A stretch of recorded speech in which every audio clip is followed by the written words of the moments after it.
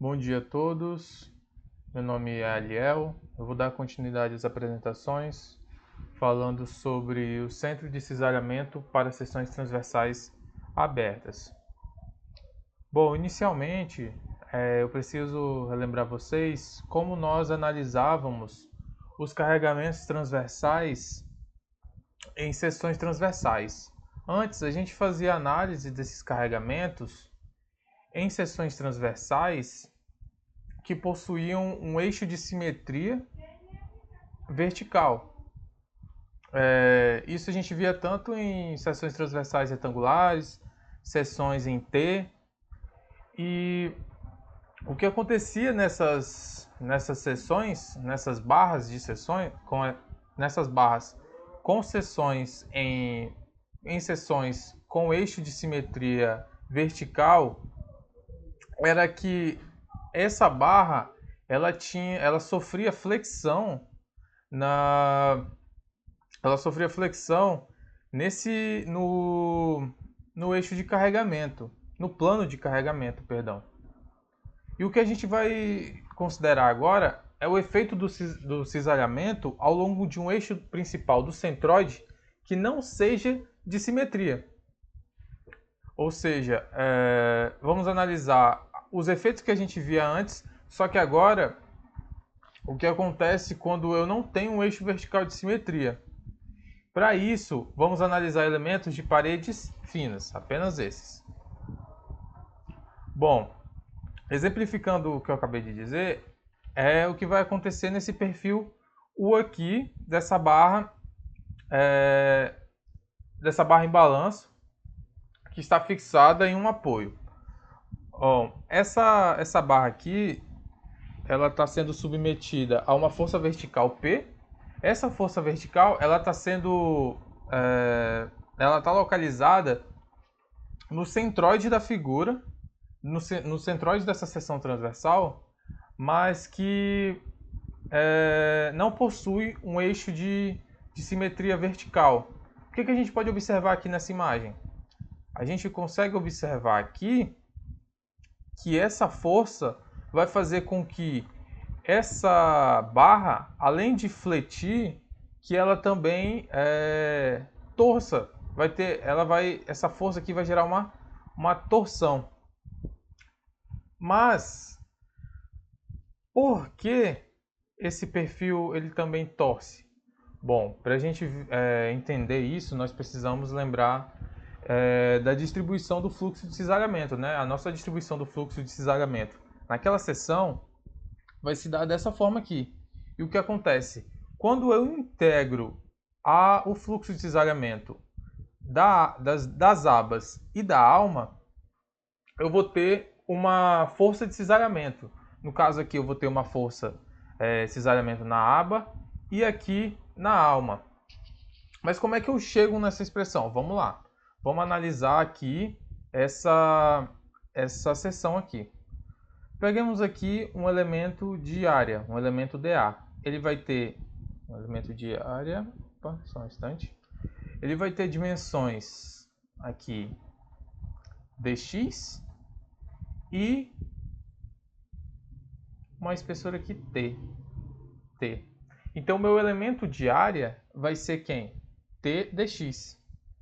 E quem é meu elemento de força atuando aqui nessa mesa? Vai ser a minha tensão vezes meu elemento de área. E quem é meu elemento de área? Meu elemento de área é T dx. Então, eu vou substituir aqui. T dx. Eu vou ter minha tensão T dx. E quem é a minha tensão vezes um Tzinho? Vamos lembrar de que a minha tensão tal é V Q sobre IT.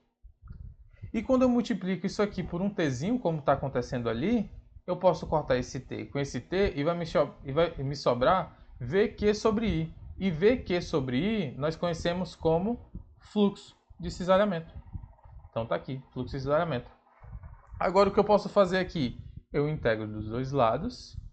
Então, o que eu vou ter agora? Eu vou ter que a minha força na minha aba aqui de cima, ela vai ser a integral de um ponto A aqui, opa, melhor nessa imagem aqui, ó, de um ponto A ao ponto B, do fluxo de cisalhamento nessa aba.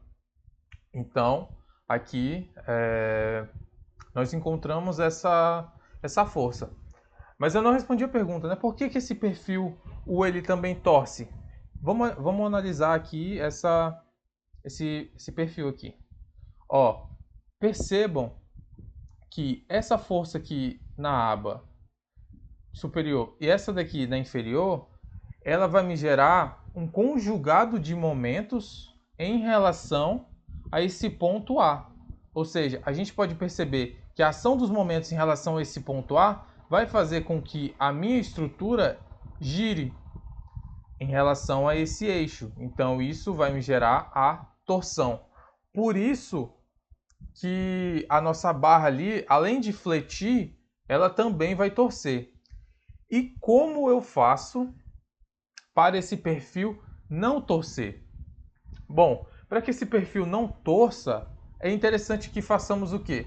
Que a minha força vertical P seja aplicada a um ponto O distante da minha alma, uma distância E.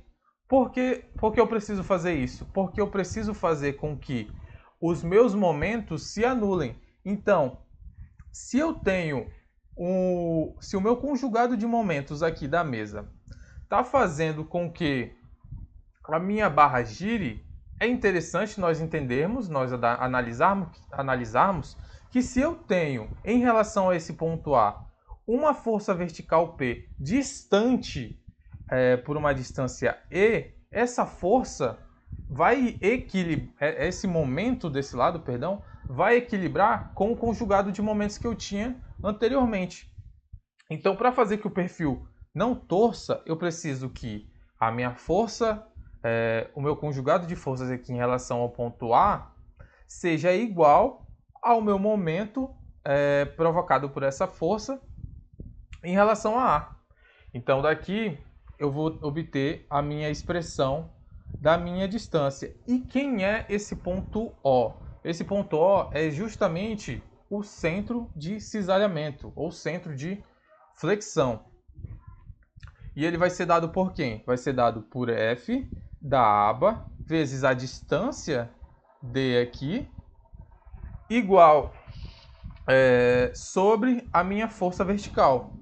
Lembremos que, só um instante, a minha força ela é dada em função da integral do fluxo. E o meu fluxo é V Q sobre I. Esse meu Q, ele é diferente. Então, eu vou integrar basicamente, eu vou integrar em relação a esse meu momento estático de área. Então, esse V e esse I, eles são, podemos dizer, constantes. Podemos dizer, não dizer, mas podemos. Então, esse meu F, ele vai estar em função de V. Se ele vai estar em função de V, e nós sabemos que V é igual a P, nós iremos cortar esse V com esse P, com esse V também.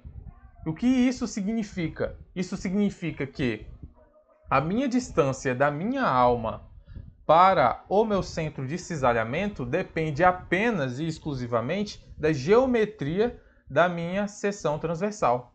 Não depende da minha cortante.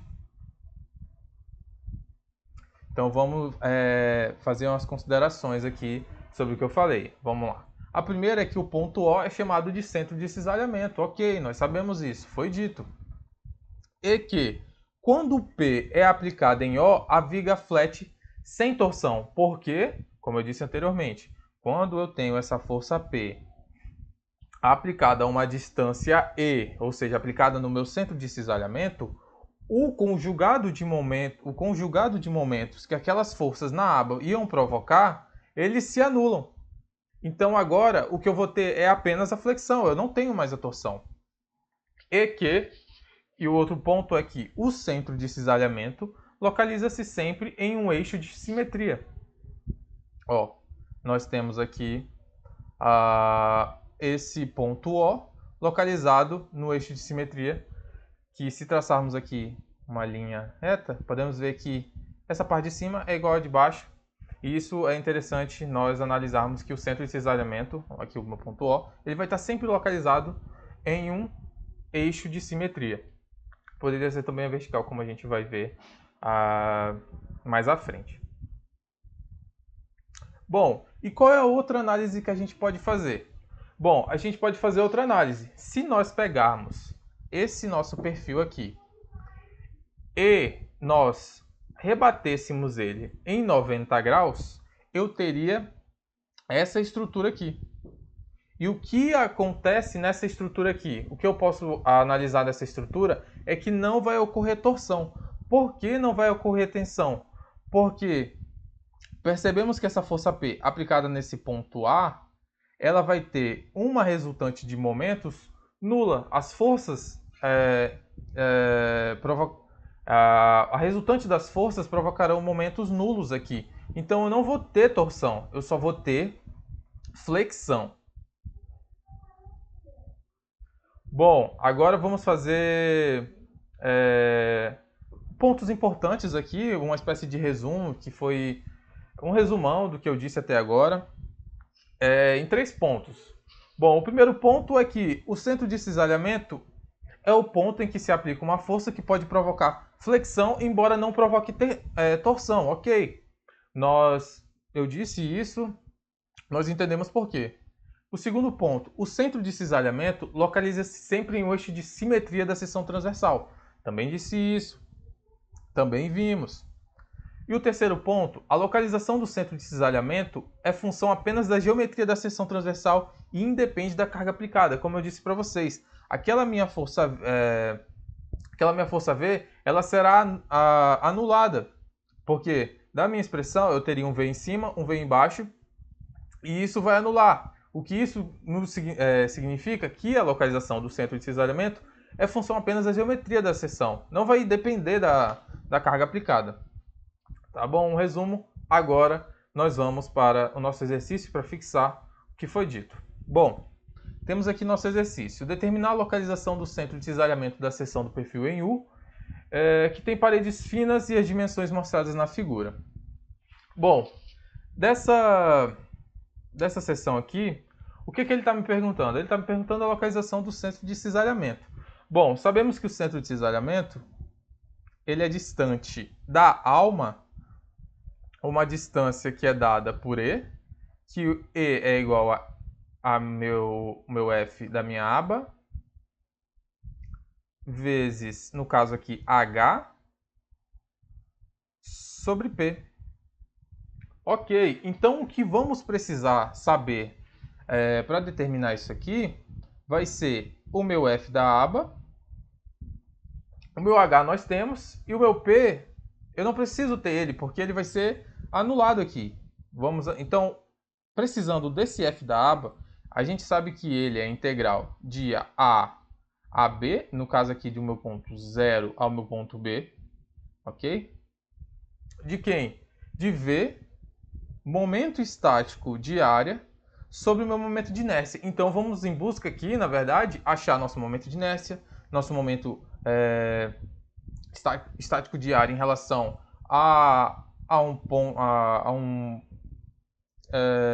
nosso momento estático de área aqui podemos fazer em relação a esse ponto aqui. Vamos lá. O que nós precisamos? Determinar o momento de inércia. Por quê? Porque eu vou precisar para substituir aqui na minha expressão do fluxo de cisalhamento. Então, o momento de inércia dessa área vai ser quem? Vai ser o momento de inércia dessa alma, mais o momento de inércia dessas duas abas. Que vai ser dado por quê? TH ao cubo sobre 12, mais 2 vezes BT, que multiplica H sobre 2 ao quadrado. Porque aqui eu só tenho a expressão para as abas, do AD ao quadrado. Essa aqui é a expressão do AD ao quadrado. Por quê? Porque, como eu disse inicialmente, eu estava considerando aqui elementos de paredes finas. Então, essa dimensão aqui, quando eu faço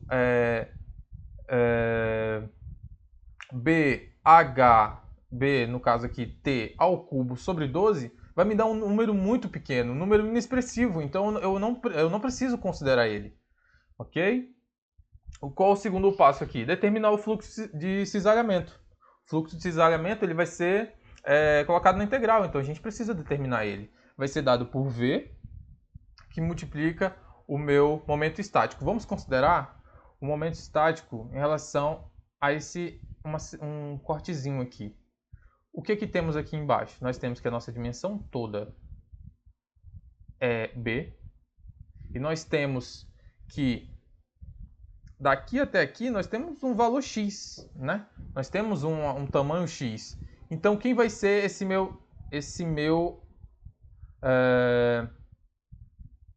quem vai ser o meu dA aqui? O meu dA em relação a esse quadradinho aqui, ó, vai ser b menos x, correto? Porque tudo é b. Essa distância aqui eu desconheço, então b menos x vai me dar essa distância. Vezes uma alturinha aqui, t, justamente o que eu tenho aqui. E quem é o meu y? Meu y vai ser distância do centro aqui da barra, como a parede fina está no centro já, h é toda a altura, então aqui h sobre 2. H sobre 2.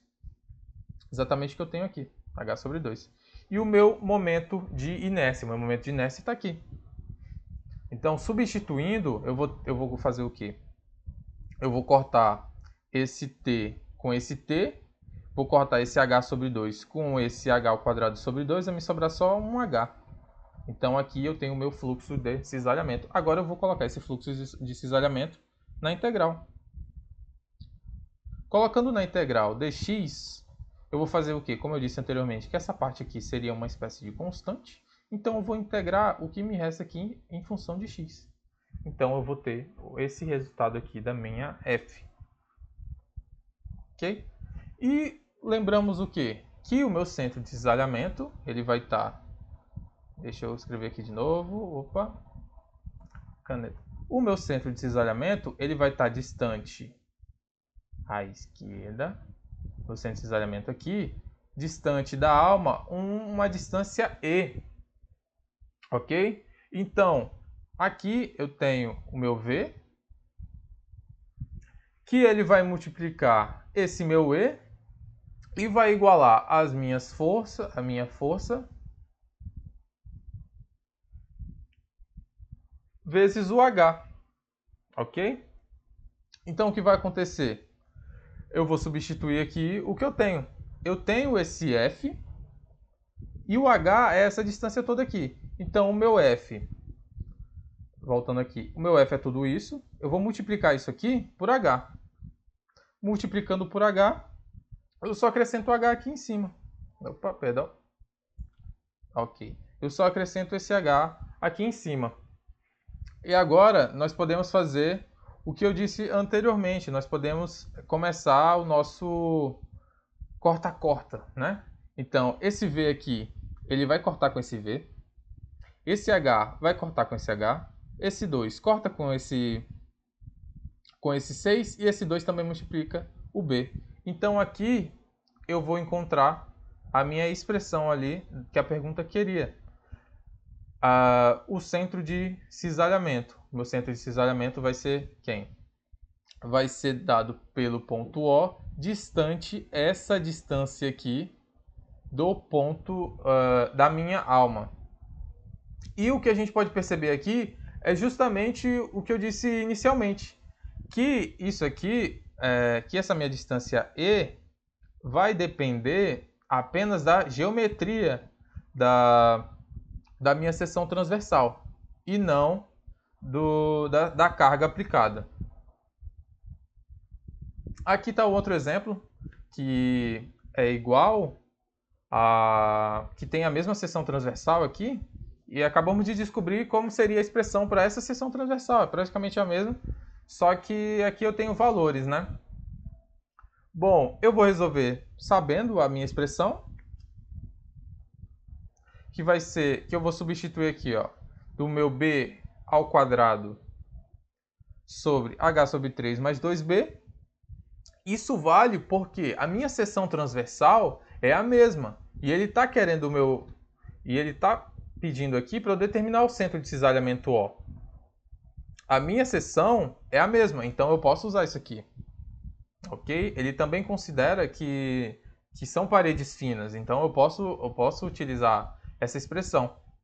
Bom, o meu B vale 100, o meu H é 150, substituindo, o meu E vai ser igual a 40 milímetros. Então, o meu ponto O aqui, ele vai estar distante da minha alma 40 milímetros. Mas, isso aqui foi um truque que eu utilizei. Mas a gente também podia fazer todo aquele procedimento de novo. Ó, determinar meu momento estático de área.